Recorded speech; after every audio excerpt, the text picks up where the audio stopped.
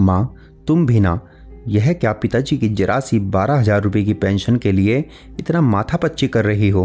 अरे, इससे ज़्यादा रुपए तो हम तनख्वाह के रूप में कर्मचारी को दे देते हैं।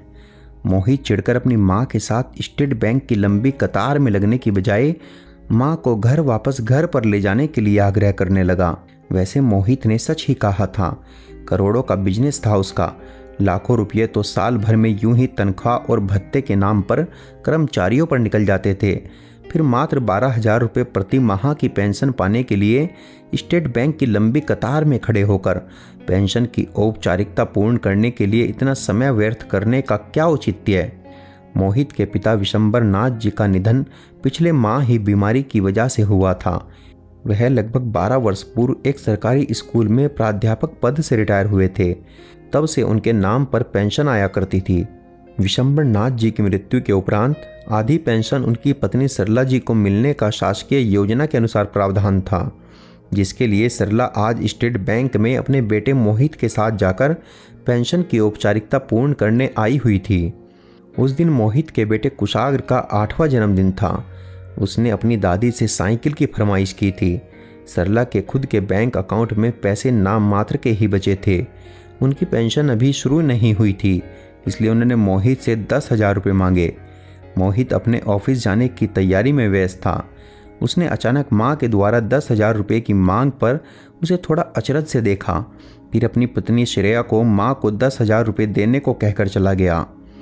श्रेया ने 1-2 बार मांगने पर अपनी सास को 10,000 रुपये देते हुए कहा, पता नहीं आजकल बहुत मंदी चल रही है, थोड़ा हाथ संभाल कर खर्च करना। हालांकि शाम को जब सरला ने उन पैसों से कुशाग्र की साइकिल खरीदी तो घर का माहौल पूर्ववत खुशनुमा हो गया था। अगले हफ्ते मोहित की बड़ी बहन उषा 2 दिन के लिए मायके आई थी। जब तक विशंबर नाथ जी जीवित थे, सरला को कभी पैसे के लिए किसी से पूछना नहीं पड़ता। वह खुद ही अपनी पेंशन से एक रकम निकालकर सरला को दे देते थे। मगर आज बेटी की विदाई के लिए सरला को बहू से पैसे मांगते समय उसके शब्द, पता नहीं आजकल बहुत मंदी चल रही है, थोड़ा हाथ संभाल कर खर्च करना, याद आ गए। सरला बहुत दुखी मन से बेटी को बिना कुछ दिए ही विदा करने लगी। तब बहू ने खुद आकर सरला के हाथ में 2,000 रुपये पकड़ाकर कहा, बेटी को खाली हाथ मायके से विदा करेंगी क्या? सरला ने महसूस कर लिया था कि बहू की बात में अपनापन कम, उल्हाना ज़्यादा है। ऐसा नहीं था कि सरला के जीवन में पैसे का अभाव आ गया हो। उसके इलाज के लिए, दवा के लिए, मोबाइल रिचार्ज करना, छोटी मोटी ज़रूरतों के लिए तो मोहित बिना कुछ कहे ही पैसा लाकर दे देता था। परंतु इसके इतर सरला को जो भी खर्च करना होता, जैसे किसी मंदिर में दान करना, नौकरों को उनकी ज़रूरत या त्यौहार पर पैसा देना, या अपने रिश्तेदारों के आने पर उपहार देना, जैसी छोटी मोटी ज़रूरतों के लिए उसे मोहित या बहू से पैसे मांगना सरला के स्वाभिमान को चोट करता था। अभी 2 दिन पहले सरला की छोटी बहन वर्षा उसके घर आई हुई थी। वर्षा की आर्थिक स्थिति बहुत कमज़ोर थी, इसलिए वह सरला दीदी से कुछ आर्थिक सहयोग की अपेक्षा कर रही थी।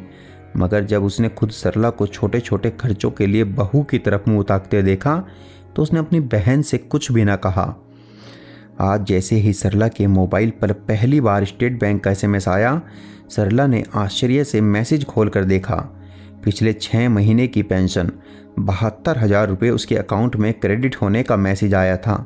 सरला नज़दीक के ATM से 10,000 रुपये निकालकर जब घर आ रही थी, अपने ही बेटे की करोड़ों की संपत्ति से ज़्यादा वजन आज सरला को अपने पति की पेंशन से निकाले 10,000 रुपयों में लग रहा था।